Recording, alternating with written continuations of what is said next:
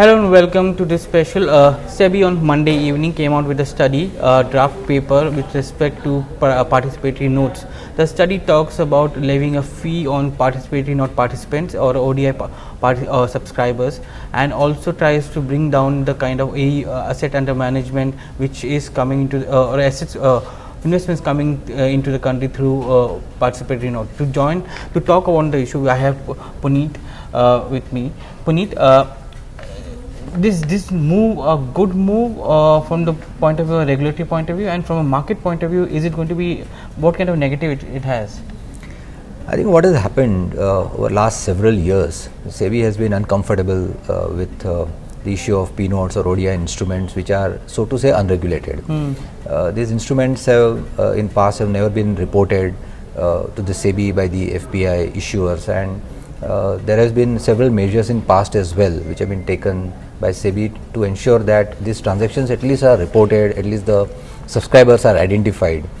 For last several years, some KYC norms have been issued, the reporting norms have been issued by SEBI for the FPIs, for the ODI holders. And I think this is a step in that direction to ensure that the right kind of money flows into capital markets in India. Money which is not, so to say, black money, money which is not hot money, illegal money, or a volatile money, so to say, trying to provide depth to the capital markets in India, trying to ensure that the quality of money which flows are the genuine money, and it should have a positive impact in terms of quality. It may have a negative impact in terms of the quantity in short term. Punit, if you look at some of the guidelines which SEBI has been imposing from time to time, from that including KYC, disclosure of beneficial owner of the ODI, all this are a step towards more disclosures and ensuring that no more round tripping happens, no more black money comes into the system through the P note route. But even then, the SIT has been very apprehensive about the P note being used as one of the vehicles for round tripping and black money.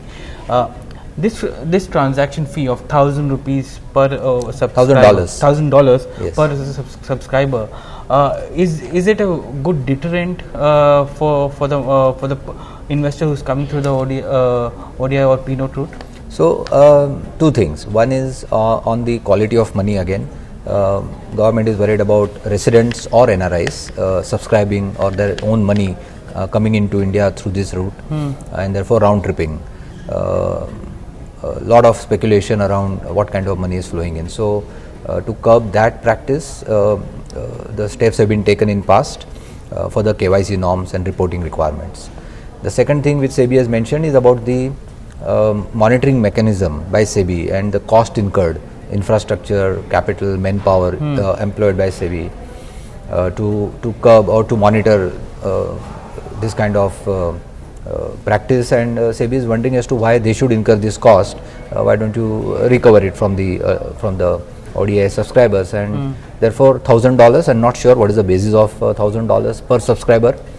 Obviously margins are not very high for the FPIs to issue these ODI instruments, and therefore it will certainly add to the cost of issuing P notes, and will certainly discourage certain ODI subscribers to use P note route to invest, and will encourage them to come directly to register as FPI category 3 especially, and make direct investments in the stock markets in India. So, give us an idea of what is the kind of cost they would have incurred if they are coming directly to the market and versus here.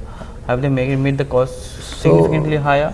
It's not actually, because over a period of time the cost has come down substantially of registering the FPIs in India.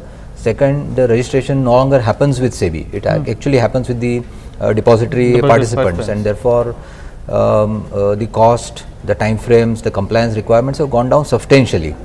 And I think again step in the right direction, that make the compliance, make the procedures, policies easier, ease of doing business, and encourage them to come directly and make direct investments in India, and at the same time make the investment through P-notes expensive, put stricter KYC norms, reporting norms for the FPIs, which would and see again this is mainly for speculative purpose. So I think it's directed not towards genuine derivative transactions, but derivative transactions which are used for speculative purposes, which is an assumption. Yeah, it's a big assumption, and maybe rightly so.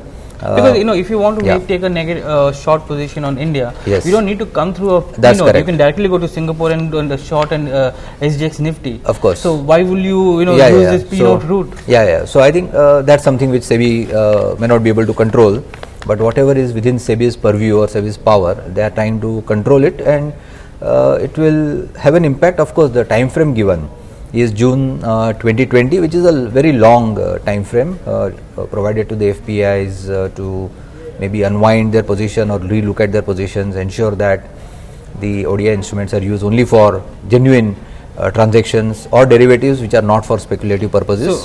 So so the transaction cost goes up for the ODI subscriber, basically, right? And absolutely, that would be a big disincentive for them. And there will also be a consolidation, because every time you participate through a P-note, and even if you're going through multiple issuers, you have to pay 1,000 rupees at each issuer, right? Yeah, that's absolutely correct. And of course, this is a consultative paper. But it doesn't seem like, because you've given them 12 days or 14 that's days. Correct. That's correct. That means that in the next board meeting, this thing will be decided. They will be decided. Will be decided. Yeah. So it's this is effective 1st April 2017. Right? That's correct. That's correct. So yeah, very short time frame in terms of the comments to be provided, but. I think I do foresee several representations which will be made by the custodians, by the bankers, brokers, in terms of either the cost or in terms of maybe representing that not all the transactions are for speculative purposes, etc. But if SEBI believes from the data which is available with them that mainly derivatives are used for speculative purposes, then certainly these recommendations, to my mind, will be implemented. But the exposure to derivatives is only 40,000 crores. That's to notional exposure, if I'm not wrong. Right. So it's, and that too is coming down. It's come down significantly in last several years. But that's correct. So but maybe it will further come down. That's correct. It's for hedging, yes. Then something which is permitted, of course. So not sure whether that real bifurcation between what is derivatives for hedging purpose and derivatives for speculative purpose is really available. But I think it's more on speculation on their part in terms of the quantum which is used for speculative purposes, and attempt in that direction. One thing which is coming out very clearly from this is that there's a sunset clause for P-notes on December 31st, 2020. That's correct. Right?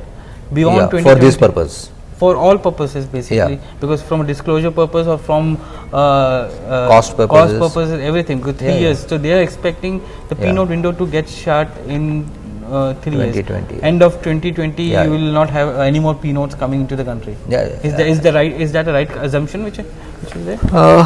Maybe we'll have to wait and watch. Because no new P-notes are allowed to be. Existing P-notes can go till the end of expiry, and after that new P-notes cannot be issued. Correct. So if that is a thing, then 2020 is the sunset, right? Virtually, I would say. Yeah. And I think, as I said, that if there is a attempt to make the direct registration, direct entry of the overseas investors into the capital markets easy, less expensive, more transparent, I think then it's justified in terms of why do you need any convoluted way for any overseas investors to make investments in it. It should be transparent. I think we are moving towards that direction. Punit, thank you very much for joining us. Thank you. Punit Shah from Dhruva Advisors. Thank you very much. Thank you.